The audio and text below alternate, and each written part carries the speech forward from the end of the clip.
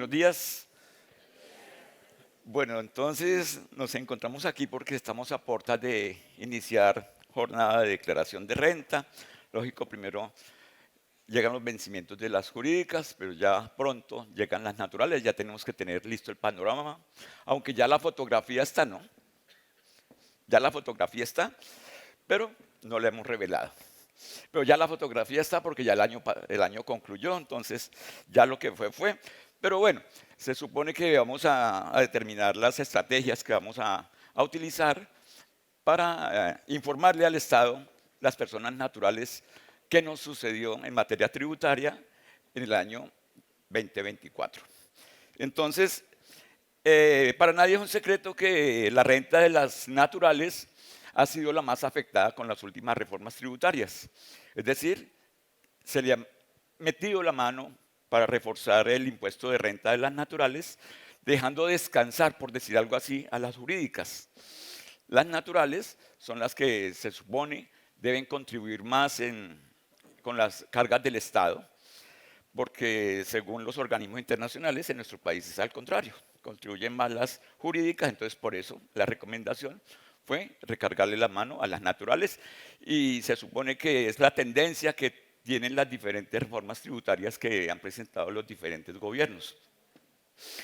Sabemos que en materia tributaria todo cambia, entonces tenemos que estar pendientes de todo lo que cambia. Cada rato salen cosas, ya estamos a puertas de una nueva reforma tributaria, ya sabemos que este año debe haber reforma tributaria, entonces lo que vemos acá es lo que va a aplicar ahora, pero no podemos decir que vaya a ser por mucho tiempo, porque no sabemos qué va a traer la próxima reforma tributaria. Entonces, vamos a mirar aquí qué debemos tener en cuenta para declarar renta. Entonces, pues, sabemos que el impuesto de renta es de los principales impuestos en Colombia. Es de los impuestos que más le reportan ingresos al Estado. El Estado que vive de los impuestos. Y la renta es de los principales impuestos.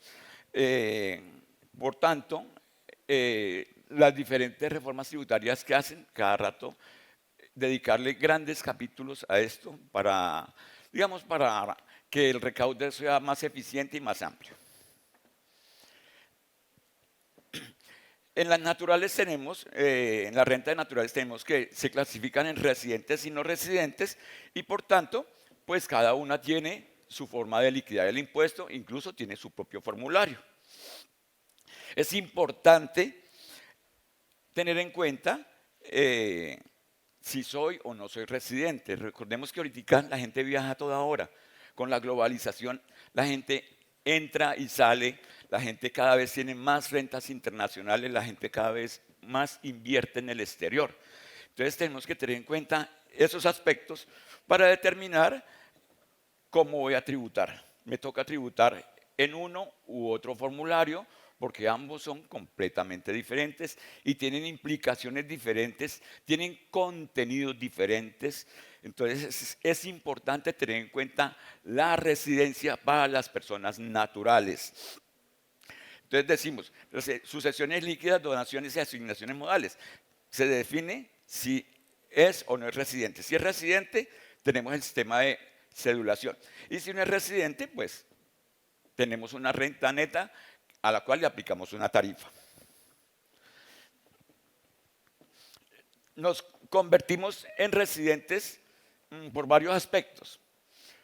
Nos convertimos en residentes por permanencia, por ingresos, por patrimonio, por vínculo con el territorio nacional, por vínculo familiar. Entonces, si soy no residente, yo solo tributo por lo que recibo acá. Si soy residente, tributo por lo de acá y por lo que tenga en el resto del mundo. Tengo que tener en cuenta también que las naturales pueden estar en el régimen simple de tributación, que pueden llevar o no llevar contabilidad y de acuerdo a eso, si estamos obligados, la renta se hace de una forma. Si estamos obligados a llevar contabilidad, la renta se hace de una forma. Si no estamos obligados, se hace de otra. ¿Por qué? Porque si estoy obligado, tengo derecho a las causaciones. Si no llevo contabilidad, sencillamente no puedo tener en cuenta causaciones porque ¿dónde las voy a registrar? Entonces, por eso es que aquí nos habla de contribuyentes que pueden ser o no obligados a llevar contabilidad. Puedo ser extranjero o nacional. Yo no necesito ser nacido acá para ser residente acá. Yo puedo ser nacional y puedo ser no residente, o extranjero y puedo ser residente. Aquí tenemos algunos aspectos de la residencia para las personas naturales. Entonces nos habla que si cumple alguno de esos requisitos, pues se convierte en residente. Nos dice que el cónyuge o los hijos menores, es decir, que tenga mi familia primaria en el país, eso me hace residente. Que el 50% o más de mis ingresos se generen en Colombia. Que más del 50% o más de mis activos los posea en el país. Que mis bienes, más del 50% de ellos, se administren en el país. Que no acredite la residencia, es decir, la DIAN yo no acredito la residencia en ningún estado, entonces me convierten en residente, o que tenga la residencia en el paraíso fiscal. Todos sabemos que el paraíso fiscal son aquellos países donde hay baja o nula tributación y que por beneficios muchas personas lo hacen. Muchas personas lo hacen para precisamente disminuir la carga tributaria. ¿Cómo creen ustedes que tributan, por ejemplo, los deportistas, los cantantes? Ellos mantienen viajando.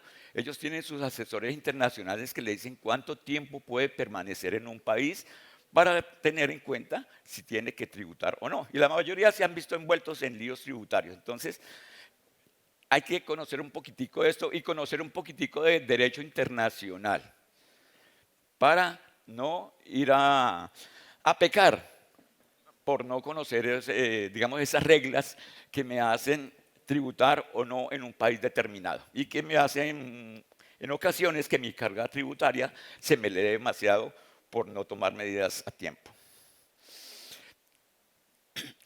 Si cumple alguna de esas condiciones, pero persona natural residente que se convierte en no residente, si cumple alguna de las anteriores, pero que más del 50% de sus ingresos corresponde a la jurisdicción donde tiene su domicilio, es decir, si tiene el domicilio acá y más de el 50% de sus ingresos se generaron acá, ahí me convierte en residente. Pero si tengo menos del 50% de mis ingresos, así tenga los anteriores, no me convierte en residente. O que más del 50% de sus activos corresponde a la jurisdicción donde tiene su domicilio. Entonces mire que me ata una segunda condición. A las anteriores condiciones me ata una segunda condición para determinar si conservo la residencia o la tengo por fuera. Y esta es la residencia por permanencia. ¿Qué me dice la residencia por permanencia? Que en un periodo de 365 días yo permanezca continuamente más de 183 días contando días de entrada y días de salida. Recuerden lo que se dice, periodo de 183 días. No se dijo de enero 1 a diciembre 31. Porque yo puedo entrar y salir del país en cualquier momento. Entonces, yo puedo salir en el mes 4 y de ahí empieza a correr la cuenta. Y ahí cuente, a partir de la salida, 365 días y cuenten si en los 365 días tienen más de 183 días. Donde den los 183 días, ahí para ese año se convierte en residente en el país. Entonces, yo puedo tener días continuos o días discontinuos, como lo vemos acá. 75, 108 días, 183 días pueden caer en el año siguiente, entonces no soy del residente para el año 1, pero seré residente para el año 2. Entonces, eso me implica, si soy residente, pues que pueda tributar en el formulario que le corresponde a los residentes. ¿Cuál es el formulario que le corresponde a los residentes? El 210. A los no residentes, el 110, que es el mismo formulario que se utiliza para las personas jurídicas. ¿Quiénes? Aquí nos indica cuáles son los requisitos que tenemos que tener en cuenta para declarar renta. Si yo quiero determinar si soy o no soy, tengo que determinar si soy responsable de IVA e impuesto al consumo. Si soy responsable de eso, no necesito ningún otro tope. No haga más cuentas, ya es declarante. Usuario aduanero, por supuesto, si soy aduanero, soy responsable de IVA, automáticamente soy declarante. No explotar franquicias, es decir, no manejar negocios por cuenta de otro, a nombre de otro. Persona natural o persona jurídica sin residencia en el país, con ingresos sometidos a retención en la fuente. Recuerden que si todos mis ingresos están sometidos a retención en la fuente y yo no tengo residencia, no estoy obligado porque a través de la retención prácticamente ya he pagado el impuesto. Persona natural que pertenezca, bueno, monotributo, al RST. Si pertenezco al RST, por supuesto que no declaro renta porque tengo mi tributación en el otro sistema que creó el Estado. Patrimonio bruto superior a 4.500 VTs, ingresos brutos superiores a 1.400 VT, lo mismo que los consumos, las compras y las consignaciones. Podemos caer en este universo facilito podemos caer en ese universo de declarantes y si no nos percatamos, pues ya sabemos lo que nos pasa. Si yo no estoy obligado, yo puedo declarar voluntariamente. Recuerden que tiene efectos jurídicos la declaración que se presenta sin haber la obligación. Yo puedo declarar por voluntad propia, así no cumpla ningún requisito de patrimonio o de ingreso, lo puedo hacer. Muchas personas lo hacen precisamente ¿para qué? Para pedir en devolución el saldo a favor. ¿Por qué? Porque si no estoy declarado, no estoy obligado, pero tengo una platica ahí, pues entonces yo puedo declarar, me determino el saldo a favor y lo puedo pedir en devolución. Totalmente válido. Antes no se podía, porque si no estaba obligado a declarar, no le iban a devolver el saldo a favor. Ahora sí lo podemos hacer. Y podemos pedir en devolución esa plata que nos han retenido a título de impuesto de renta. Sirve para acreditar ingresos ante las entidades financieras. Sí, claro. Ahorita los bancos no es que pidan mucho, pero el hecho de declarar renta da credibilidad al banco. Muchos bancos ya no le piden a uno nada más sino la declaración de renta y con eso le determinan si es apto o no para desembolsarle un crédito. Entonces, el hecho de declarar renta da credibilidad a las entidades financieras y, por supuesto, podemos acceder a los productos financieros que ellos nos ofrecen. Ahí tenemos algunos casos, porque es que solamente con uno que yo incumpla, yo me convierto en declarante. Entonces, pues pueden ser ingresos, puede ser patrimonio. Muchas veces compramos el apartamento con subsidios. Resulta que es que la gente piensa que porque no desembolsó la plata, no se contabiliza como una compra. Pero cuando yo compro el apartamento así no de un peso, porque me lo dieron todo en subsidios, estoy haciendo una compra. Estoy haciendo una compra. Y entonces, si estoy haciendo una compra y supero el tope de los 1.400 VTs, por supuesto que estoy obligado a declarar. Las consignaciones, movemos plata en todos los bancos, muchas veces trasladamos del NECI a la cuenta de ahorros. El NECI cuenta como consignaciones. Entonces, muchas veces no nos percatamos de esos aspectos y eso nos lleva a incurrir en sanciones. Aquí es otro caso similar. Vamos a pasar estos casos. Si se encuentra obligado, primero que todo determino si soy residente fiscal o no. Eso es lo primero que tengo que determinar. Si no tengo RUT, debo sacarlo. Recuerden que el RUT se puede sacar en línea. No hay necesidad de ir a la DIAN. Se puede hacer en línea, lo que pasa es que hay que ser muy precisos cuando se va a sacar el RUT en línea, porque hay unas preguntas de seguridad. Y si se equivoca, ya agotó, quemó esa posibilidad, pero lo podemos sacar en línea sin necesidad de ir a la DIAN. Si ya lo tenemos, pues actualizarlo. El RUT no se actualiza cada cierto periodo, el RUT se actualiza cuando hay necesidad. Eso de que las empresas digan, ¿me trae RUT actualizado? No. De pronto fecha de expedición, más no de actualización, porque es que el RUT no se actualiza porque pasó un año, porque pasaron 2 años, no. Si mis datos no han cambiado, no hay necesidad de actualizar.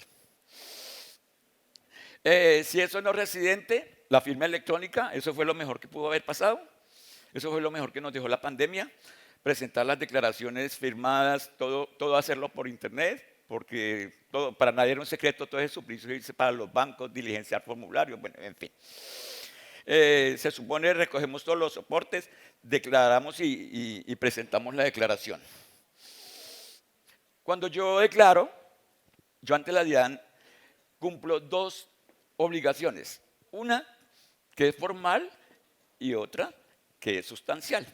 Formal, pues declarar y presentarla porque está dentro de las obligaciones formales de los contribuyentes. Y la sustancial, que es la de pagar. ¿Qué pasa si yo declaro? Me puede dar, recordemos que declarar no es sinónimo de pagar. Muchos declaramos, pero no pagamos. Entonces puede haber saldo a cargo, puede haber saldo a favor o puede haber impuesto cero. Muchas veces a las personas les da miedo declarar porque dicen, no, me van a cobrar muchos impuestos. No, no necesariamente. El formulario de renta. Este es el formulario de renta para las personas naturales residentes en el país. Todos sabemos que está conformado, es un sistema celular que tiene 4 cédulas, digamos que principales y otras accesorias. Ya las vamos a mencionar más adelantico. Y este es el formulario para los no residentes, que es el mismo formulario para renta, es el mismo formulario para ingresos y retención. Es decir, este formulario 110 cumple 3 funciones: renta de jurídicas, ingresos y patrimonio, y renta para personas no residentes. Nuestro sistema, el 210, se basa en un sistema celular. Es decir, los ingresos se clasificaron de acuerdo a ciertas cédulas y a eso se les dio ciertas deducciones que están, además de tener límites individuales, tienen unos límites generales. Ya vamos a ver que en cuestión de límites, el Estado cada rato ha reducido esos límites. Hay conceptos que tienen hasta 3 límites. ¿Y cuál toma? El menor. Entonces, nos dice, los ingresos de cada contribuyente clasifican por cédula de acuerdo a su fuente de origen. Claro, de acuerdo. Cada cédula tiene un tipo de ingresos a relacionar en él. Algunos diligenciarán una, otros incluso todas. Eso depende de cómo vengan los ingresos. Y cada cédula tiene una depuración de acuerdo a lo que diga el artículo 26 del Estatuto Tributario. ¿Cuáles cédulas aceptan pérdidas? Solamente la cédula de capital y no laboral. Recuerde que tenemos la laboral con dependencia, la de trabajo con dependencia laboral, la de trabajo sin dependencia laboral, la de capital y la no laboral, la de pensiones y la de dividendos y participaciones. ¿Cuáles aceptan pérdidas? Solamente la de capital y no laboral. Entonces, si acepta pérdidas, solamente en esa cédula yo puedo compensar pérdidas de periodos anteriores. Yo no puedo ir a compensar una pérdida de una no laboral con una ya a la laboral, no. Cada una se compensa de acuerdo a la cédula que haya dado origen esa pérdida. Entonces, por eso nos dice, solo se aceptan pérdidas las cédulas de capital y no laboral. No se acepta doble beneficio por concepto de ingresos no constitutivos de renta ni de ganancia ocasional. Claro, yo no puedo colocar el mismo beneficio en 2 cédulas. O lo utilizo en una o lo utilizo en la otra. Pero todas tienen la oportunidad de disminuir la renta con los ingresos no constitutivos de ganancia ocasional, que por excelencia es la seguridad social. Hay otros, pero por excelencia es la seguridad social. Los costos y deducciones, beneficios tributarios, pues tienen algunos límites, digámoslo así, que los vamos a ver. El leasing financiero ya lo registramos como un activo. Recuerden que antes no lo registramos como activo, sino que porque supuestamente no tenemos nada, pero ya lo podemos registrar, tanto el activo como el pasivo. La depuración de estas 3 cédulas se configuran en la cédula general. Rentas de trabajo de capital y no laborales tienen cada una su forma de deducirse, pero la sumatoria de todas conforman una renta, una cédula general que van a ser grabadas de acuerdo a la tabla de impuesto de renta para las personas naturales. La renta de pensiones y la renta de dividendos y participaciones. Digamos que esas son las tres cédulas en que se resume una vez de que se haya diligenciado el formulario 10. Por supuesto, la cédula de pensiones no admite deducciones y la de dividendos y participaciones tampoco admite ni costos ni deducciones porque no hay para deducir. Las pérdidas de periodos anteriores solo se imputan en la cédula general, es decir, cada una de las que dio origen. ¿Cuáles son los cambios para las personas naturales en la cédula, el sistema cedular? Entonces vamos a ver aquí. Nos dice, se suman las rentas líquidas cedulares obtenidas en las diferentes cédulas, ¿cuáles? Capital, trabajo y no laborales, y esas van a conformar la renta líquida de la cédula general. Y a esta le aplicamos la tarifa señalada en el artículo 241. Entonces miren que aunque hay varias cédulas, varias formas de depuración, al final todas se condensan en una sola y van a una cédula general y se les aplica la misma tarifa. La renta líquida cedular obtenida en la cédula de dividendos será la aplicable establecida en el artículo 242. Recordemos que los dividendos, así hayan tributado en cabeza de la sociedad, ahora también tributan en cabeza de la persona natural. Incluso son sujetos a retención en la fuente. Las rentas de trabajo, ¿qué podemos llevar en cada cédula? En las rentas de trabajo, la primera, pues todo lo que tenga, todo lo que obtenga por una relación laboral, legal y reglamentaria, es decir, para los trabajadores con dependencia laboral. En la cédula 2 es también rentas de trabajo, pero para los que no tienen dependencia laboral, es decir, profesionales independientes. Entonces, allí tendremos honorarios, comisiones y servicios. Son los ingresos que hay en esa cédula de trabajo. Rentas de capital, ¿qué tenemos aquí? Prácticamente es la cédula en la que tributan los rentistas de capital. Por eso dice renta de capital. El capital trabaja por nosotros. Entonces, ahí tenemos los arrendamientos, las regalías, los rendimientos financieros. Y la no laboral, ¿qué nos dice? Lo que no cupo en las otras cédulas lo llevamos a la laboral. Es decir, el ingreso que no quepa en esas cédulas, porque todas tienen puntuales sus ingresos, ¿dónde caben? Caben en la no laboral. Es así de sencillo, no se maten la cabeza. Lo que no cupo en las otras cabe allá. Por eso nos dice lo que no se clasifique.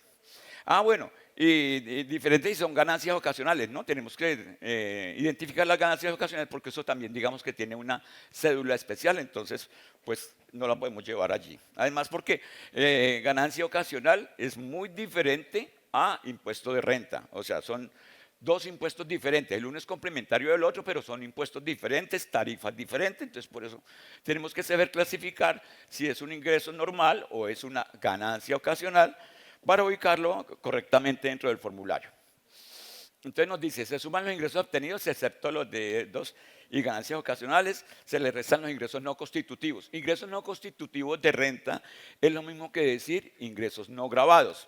Es decir, el Estado considera que los ingresos no constitutivos de renta son aquellos que no generan un aumento patrimonial. Entonces, por eso se les dio, digamos que una clasificación especial y permite restarse de los ingresos para obtener la renta líquida. Luego nos dice, se podrán restar las rentas exentas y las deducciones, ¿cuáles? Las establecidas en la ley, siempre que no excedan el 40% del numeral anterior. Entonces, mire que cada deducción tiene su límite propio y luego nos dan un límite general. ¿Cuál? Que esas deducciones y exenciones no superen el 40% de esa renta líquida, es decir, ingresos menos ingresos no constitutivos de renta. A ese resultado le sacamos el 40 y lo comparamos con las deducciones y exenciones, porque no pueden superar. Y en todo caso, nos dice, tampoco pueden exceder de 1.340 VTs, entonces otro límite. Hay límite en porcentaje y límite absoluto, es decir, en pesos, que en pesos eso se traduce como en 60 y algo de millones, por más deducciones y exenciones que tenga. Entonces ya, ¿para qué mandamos plata a ahorros AFC? ¿Para qué mandamos plata a pensiones voluntarias? Si al final nos van a recortar esos beneficios por todas partes. Entonces, ya eso de que mandábamos plata a esas entidades porque la renta exenta no estaba tan limitada, ya no nos sirve. Porque yo puedo tener 90 millones en deducciones y exenciones y solamente me van a tener en cuenta 60, entonces ¿para qué me voy a poner yo a hacer esfuerzos de mandar platas? Lo que sí no tiene límites son los ingresos no constitutivos de renta ni de ganancia ocasional. Esos no tienen límites. ¿Y cuáles son esos? La seguridad social. La seguridad social. O los aportes voluntarios a fondos obligatorios, pero en el régimen de ahorro individual. Porque recuerden que aquí en Colombia hay dos sistemas de fondos de pensiones, el de prima media, que es el de Colpensiones, y el de ahorro individual, que es el de los fondos. Ese ahorro o ese aporte voluntario solamente está establecido para el sistema pensional de ahorro individual. ¿Por qué? Porque allí sí tenemos todos como una especie de cuenta de ahorros. En Colpensiones, ¿qué hay? Hay un gran cesto donde están todos revueltos y no están identificados los aportes, individualizados los aportes, no están allí. Entonces, por eso no es permitido hacer aportes voluntarios al sistema de régimen de prima media. Esos aportes son ingresos no constitutivos y ayudan a disminuir la renta líquida, pero pues se supone que eso sería para mejorar la mesada pensional en el momento en que la persona se pensione. Entonces, no se puede aspirar a recuperar eso en un corto plazo. Eso sería ya para planear el futuro, pero esa es una forma de bajar eh, sin tener en cuenta límites establecidos por la ley. En las rentas no laborales y de capital, pues allí sí tenemos costos y deducciones, claro, claro, porque es que en la de capital yo tengo arrendamientos y en arrendamientos yo puedo tener costos y gastos, claro, porque si yo voy a arrendar algo yo tengo que tenerlo en condiciones normales de uso, si se daña hay que hacerle reparaciones, en fin, si tenemos el bien a través de una inmobiliaria hay que pagar la comisión, esa comisión es deducible. El impuesto predial de los bienes que generen ingresos. Yo no puedo poner una deducción de un bien que no genere ingresos. Entonces, mi casa, donde nosotros vivimos, la casa de nosotros no genera plata, genera gastos. Pero si yo tengo un bien arrendado y estoy declarando esos arrendamientos, entonces yo puedo llevar los gastos en que incurro para ponerlo en condiciones normales de uso, los gastos de la inmobiliaria si lo tengo a través de, y el impuesto predial, porque son gastos que son necesarios para poder tener bien en condiciones normales y que genere renta. Entonces, bueno, y en la no laboral también hay costos y gastos porque es que allí está todo el comercio, toda la industria, todos los servicios. Entonces, esas dos cédulas sí pueden tener costos y deducciones y son las únicas dos cédulas que también pueden generar pérdida, porque pues las pérdidas son reales y eso me permite que si yo tengo una pérdida la pueda compensar dentro de los 5 años siguientes. Nos dice, deducción del impuesto de renta tenga una relación de causalidad. Puedo tener, pues tengo una deducción especial, ¿cuál? El 1% de las facturas, recuerden, facturas canceladas a través de un medio electrónico. Entonces, esa es una deducción especial que nosotros no somos los que la registramos. El mismo Estado la registra a través del formulario. Entonces, hay que tener en cuenta, porque pues ahorita como todo es factura electrónica, pero solamente las que estén canceladas a través de un medio electrónico dan derecho a este beneficio. Aquí tengo como un bosquejo general de las cédulas que están en el formulario 210. Entonces, trabajo, capital, laborales, menos ingresos no constitutivos. Todas tienen ingresos no constitutivos. Les decía, normalmente es la seguridad social. Recuerden que las personas naturales tienen que pagar seguridad social sobre todos sus ingresos. Ingresos como dependiente, allá cotizamos, y como independientes, entonces tenemos que pagar si tenemos alguna actividad independiente, sea como honorarios, sea por comercio, sea por arrendamiento, hay que pagar seguridad social. Entonces, por eso está incluida en todas las cédulas de trabajo los ingresos no constitutivos, porque la ley nos obliga, y recuerden que existe la UGPP, que es como una hermana de la DIAN, y entre ellas se cuentan todo. Entre ellas se cuentan todo, y la UGPP incluso es más estricta que la DIAN. ¿sí? Las sanciones de la UGPP son más rigurosas, entonces no caigamos en eso, no caigamos en manos de la UGPP porque están investigando, están sancionando, están cobrando unos valores astronómicos cuando dejamos de pagar o no pagamos seguridad social independiente o estamos cotizando mal, porque también están haciendo corregir las planillas de seguridad social. Menos los beneficios limitados. ¿Cuáles son esos beneficios limitados? Los que dijimos, las exenciones y las deducciones especiales son los beneficios limitados. Menos costos y gastos. Costos y gastos, en este caso, solamente aplican en capital y en no laboral. Las deducciones, aquí les puse una flechita donde nos indica que no pueden superar el 40% de la renta líquida y en todo caso no pueden ser superiores a 1.340 OBTs. Eso es lo que establece la norma para la deducción de la renta líquida. Vamos a hablar un poquito de renta por comparación patrimonial. Recuerden que cuando yo declaro renta, reporto mi patrimonio, que digamos que es informativo, pero hay que tener en cuenta y tener cuidado con ese patrimonio. ¿Por qué? Porque yo puedo caer fácilmente en renta por comparación patrimonial sin darme cuenta. Y entonces, si caigo en renta por comparación patrimonial, pues se me viene encima una corrección con todos los mayores valores que hay que pagar cuando sucede eso.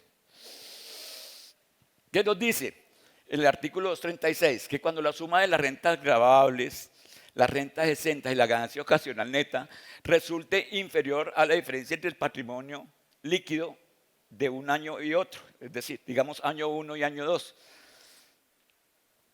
Si ese valor de sumar esos valores, renta líquida, rentas exentas y ganancia ocasional, es inferior a lo que creció mi patrimonio, quiere decir que muy seguramente la DIAN me va a llamar a pedir cuentas porque mi patrimonio ha crecido injustificadamente. Y los patrimonios no crecen de la nada, los patrimonios crecen por algo. Y si mi patrimonio creció de un año a otro y yo no tengo cómo explicarlo, ¿qué quiere decir eso? Que omití ingresos. Eso es lo que quiere decir la renta por comparación patrimonial. Que su patrimonio creció injustificadamente y usted tiene que explicarle al Estado de dónde. Si no lo puede justificar, corrija. Eso es lo que es la renta por comparación patrimonial. Entonces, por ejemplo, aquí nos dice, un patrimonio al 2023 de 200 millones, en el 2022 tenía 100 millones, entonces la diferencia por justificar sería de 100. Tenemos una renta grabable de 35, una ganancia ocasional neta de 10, unas rentas exentas de 10, nos dan un total justificado de 55 millones. Eso lo comparamos con la diferencia. Bueno, y adicional a eso, me faltaba, se le resta el impuesto, porque es que el impuesto es menos plata para capitalizar. Entonces, tengo una diferencia por justificar de 42.750.000.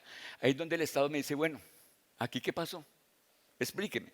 Muchas veces no ponemos cuidado al patrimonio que estamos reportando y fácilmente caemos en esto. Entonces, por eso es bueno hacer los anexos, porque con el anexo de la declaración yo sé qué fue lo que incluí, si tengo el patrimonio completo, si me hace falta, cómo lo estoy incluyendo. Entonces, ¿cómo podemos justificar esa diferencia? Reavalúos fiscales, podría ser. Recuerden que año a año sale un factor para actualizar los bienes de acuerdo al año de compra. ¿Cómo lo podemos? Valorizaciones. Las valorizaciones también son un concepto para justificar la diferencia por comparación patrimonial. Entonces, ¿cuál es la idea? Que se supone que queden ceros o que la capitalización haya sido, la diferencia patrimonial haya sido inferior a la capitalización, porque si la diferencia patrimonial es mayor a la capitalización, ahí es donde corrijo. Pero si está en cero, o está inferior, no hay problema. ¿Por qué? Porque está dentro de los términos normales. Aquí nos dice, hay 42.750.000. Si no logra justificar dicha diferencia, esta se convertirá en renta líquida gravable. ¿Qué quiere decir? Una renta que no admite deducciones, porque usted no va a decir que va a ajustar su renta en 42,750 y le va a poner costos de 300 o de 30, de 40. No le puede poner costos de deducciones porque es una renta líquida gravable, es decir, una renta que ya no admite deducciones. Entonces, por ende, pues tendré que aumentar mi impuesto de renta con la sanción correspondiente. En cuanto a la manera en que se puede justificar dicha diferencia, la norma no limita. Entonces, lo que yo les decía ahorita, yo puedo hacer el reajuste fiscal, tener en cuenta las valorizaciones, las adiciones y mejoras también aumentan el valor de los activos. Entonces, es bueno que revisemos cómo estamos declarando el patrimonio en las declaraciones de renta. Les decía, aparentemente es informativo, pero es un indicativo de que mi patrimonio está creciendo dentro de los términos normales y que no tengo problemas o peligros de que la autoridad tributaria me vaya a llamar a corregir mi declaración por crecimiento injustificado. ¿Cómo se reporta en los formularios 110 y 210? El 110 ya sabemos que es el de personas naturales no residentes y el 210 es el de los residentes. Entonces, si lo vamos a hacer en el 110, es decir, para personas naturales no residentes, entonces lo tenemos que llevar como un mayor valor en el renglón 78, rentas grabadas. Pero si es el 210, lo vamos a llevar el renglón 96, rentas grabables. Estos renglones están ubicados luego ya de la depuración de la renta. Luego ya, es decir, les decía, no admite deducciones. Entonces ya esto ¿qué va a hacer? Aumentar mi renta líquida gravable. Y ustedes saben todo lo que pasa cuando se aumenta la renta líquida gravable. Pero pues si su declaración tiene ese problemita de que no concilió su patrimonio, de que no lo justificó, pues entonces termina corrigiendo y pagando unos mayores valores de impuesto de renta.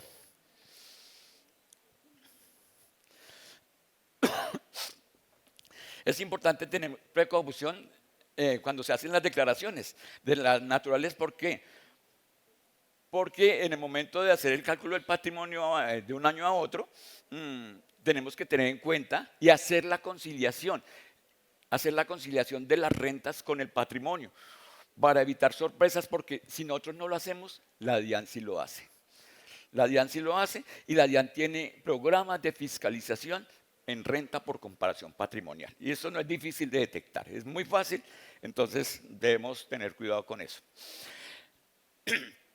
Nos dice, hay un concepto de la Sala Cuarta del Consejo de Estado, porque es que muchas veces la DIAN determina el patrimonio de las personas y es diferente al patrimonio que nosotros hemos reportado.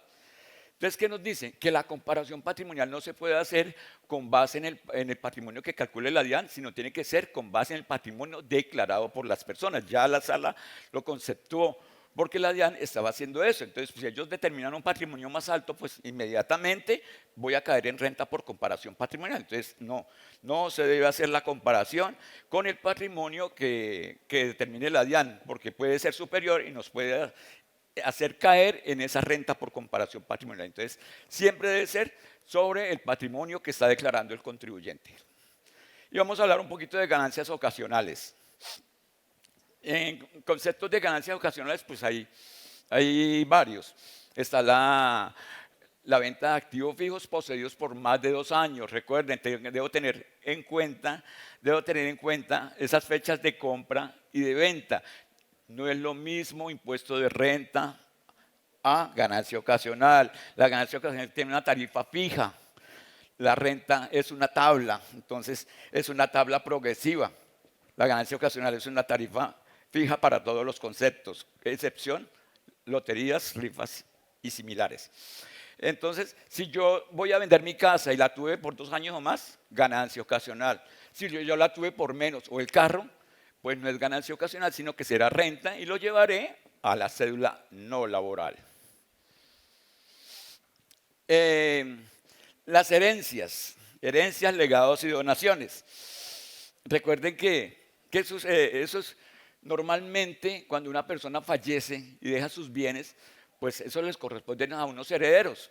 Entonces, esos bienes que reciba esa persona son ganancias ocasionales para los herederos, que muchas veces no pagamos. Sí, claro, porque no se coge la herencia como tal y se le aplica la tarifa, no. Se puede deducir porque hay varios valores exentos y no grabados. Entonces, muchas personas terminan no pagando o pagando muy poquito, pero si la herencia es grande, por supuesto tendrán que pagar.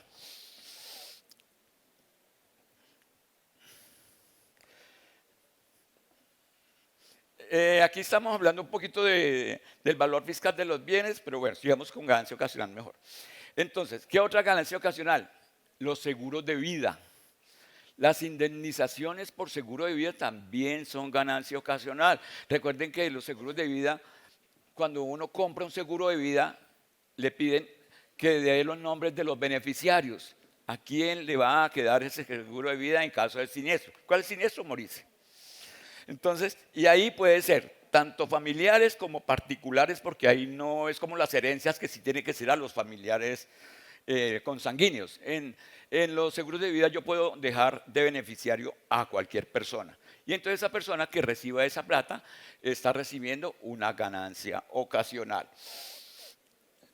Tiene exentos los primeros 3.250 VTs en seguros de vida, es decir, no todo es grabada.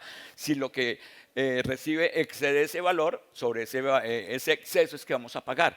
Y recuerden que esos 3.250 se distribuyen en los beneficiarios, porque puede ser uno, pueden ser varios, entonces se distribuye entre los beneficiarios ese beneficio. Lo recibió por loterías, premios, rifas, apuestas y similares. Cuando recibimos un premio de esos puede ser en dinero o en especie. En dinero las loterías y las apuestas. En especie normalmente son las rifas. Las rifas tienen prohibido sortear dinero. Tienen que sortear bienes. Y entonces los bienes se toman por el valor comercial. Aquí, ¿qué tenemos? Algunas rentas exentas para esas ganancias ocasionales. Por ejemplo, las primeras 7.700 VTs de propiedad del causante de vivienda urbana. ¿Quién es el causante? La persona que fallece y deja los bienes. Entonces, los primeros 7.700 VTs por casa de vivienda. Las primeras 7.700 VTs por un predio rural. Entonces, mira, aquí tenemos, esta es una, esta es otra, y se pueden tomar todas. Se pueden tomar todas, o sea, una no excluye la otra. Las primeras 3.490 VTs, asignaciones modales por porción conyugal, herencia o legado a cada beneficiario. Cada beneficiario tiene derecho a una renta exenta de 3.490. Entonces los hijos, el cónyuge, recuerden que la porción conyugal es lo que se le cede al cónyuge cuando se liquida la sociedad conyugal. La sociedad conyugal es de dos, cada uno recibe la mitad, pero si yo le cedo parte de mi mitad a mi cónyuge, eso se denomina porción conyugal y eso es ganancia ocasional. Las primeras 13.000 VTs por vivienda, las primeras 6.500 VTs de inmuebles diferentes a vivienda y las primeras 3.250 VTs también para particulares, porque recuerden que dentro de las herencias hay un porcentaje de libre destinación. Cuando yo dejo mis bienes, pues obligatoriamente para los parientes consanguíneos que son los hijos, pero yo puedo reservarme un 20% para libre destinación, es decir, para dejárselo al que quiera. Y él también tiene el beneficio de algunas exenciones. El 20% por legados para personas diferentes al legitimario, lo de dotar una casa, libros, muebles, enseres, todo eso es exento. Y pueden haber cosas valiosas, pueden haber pinturas valiosas, pero todo está dentro del mobiliario de una casa y es libre de impuestos.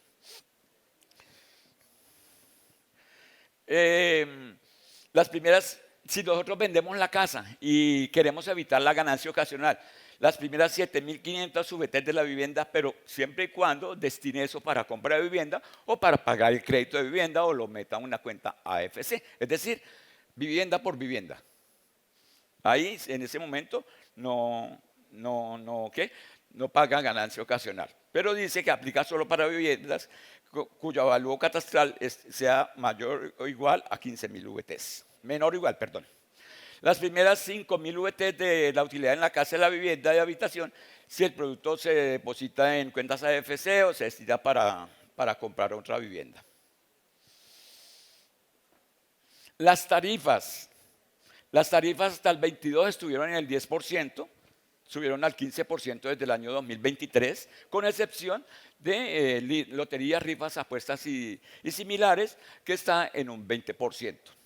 Normalmente el impuesto de las rifas, loterías, apuestas y similares se recauda a título de retención en la fuente porque el premio se paga en efectivo y una vez le dan las devueltas. Entonces, en ese caso, pues cuando nos dan ya el impuesto está pago y se cruza con la retención en la fuente. La retención en la fuente por pagos al exterior es del 10%, entonces no tuvo mayores cambios. Y eso es todo.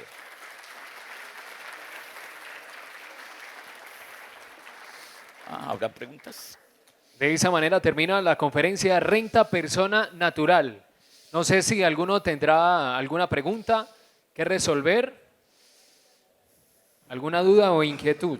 Aló. Doctor Saúl, por acá, por acá, por acá. ¿Por dónde? Por allá, ya. Doctor Saúl, hágame un favor. Señor. ¿De pronto ha manejado en su experiencia la nuda propiedad para el tema de la ganancia ocasional? ¿En qué momento se daría? La nuda propiedad, o sea, No. el usufructo. No lo he manejado, pues por lo menos dentro de mi experiencia, que ya es un poquito Sí, sí. amplia, no la he manejado. ¿Para qué le digo Listo, algo no. más? Gracias. Sí, señor. ¿Existe otra inquietud? Sí, por allá hay alguien más. Doctor, buenas Buenas, tardes ya.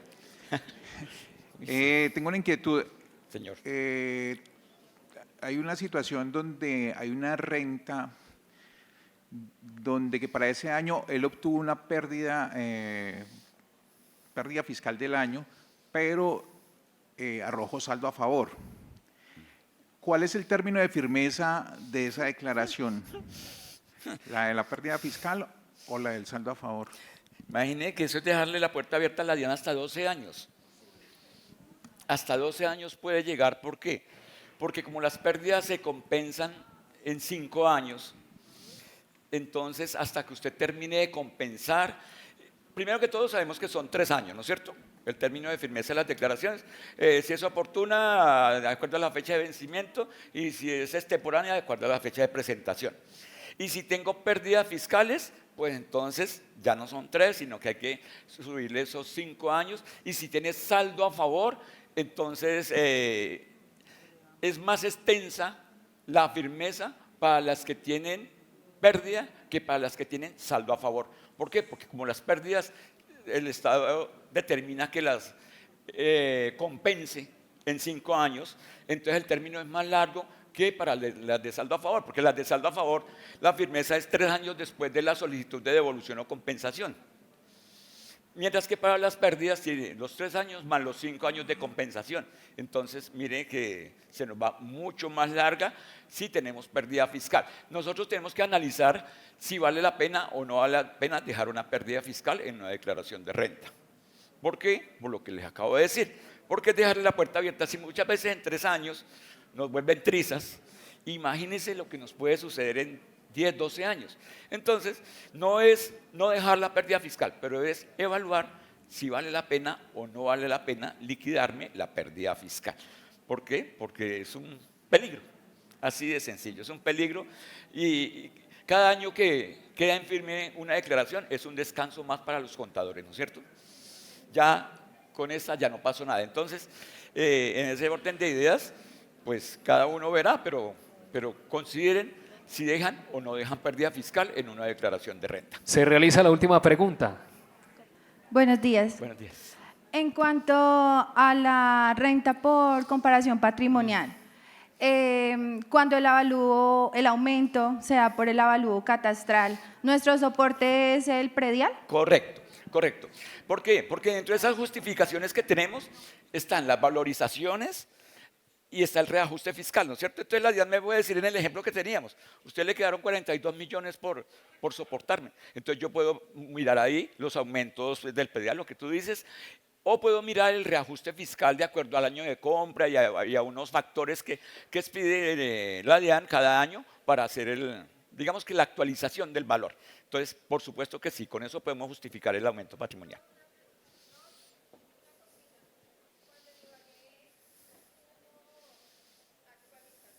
Catastral.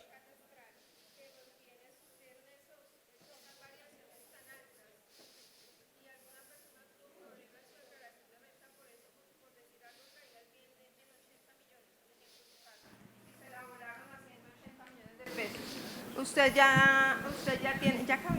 En ese caso, esa persona, ¿cómo el momento así esa? Es precisamente casi que la misma pregunta que me hicieron ahí atrás. Es precisamente, yo hago como un cuadrito donde hago conciliación patrimonial y conciliación de mis rentas. ¿Para qué? Para tratar de llegar al mismo valor. Entonces, dentro del cuadrito de conciliación de rentas, yo voy a incluir, eso es una valorización, ¿no es cierto? Cuando un bien en avalúo catastral cambia porque, por ejemplo, hicieron la variante y esos predios que estaban por allá se elevaron. Pero es que también están a precio de huevo, ¿no? Entonces, esa es una de las justificaciones que yo le voy a entregar a la DIAN el día que me diga, justifíqueme por qué aumentó su patrimonio, por decir algo de 100 a 400 si usted no tuvo renta líquida sino de 50. Entonces, en un cuadrito yo le explico y se lo demuestro con los avalúos catastrales que tengo en los prediales. O si quiere le pido una certificación a catastro de los aumentos, pero con eso es más que suficiente para demostrarle al Estado de que yo no omití rentas, porque una diferencia patrimonial no justificada quiere decir rentas omitidas, ¿no es cierto? Rentas omitidas. Y es mejor que me digan eso y no enriquecimiento ilícito. De esa manera finaliza la conferencia Renta Persona Natural a cargo de Saúl León, nuestro conferencista.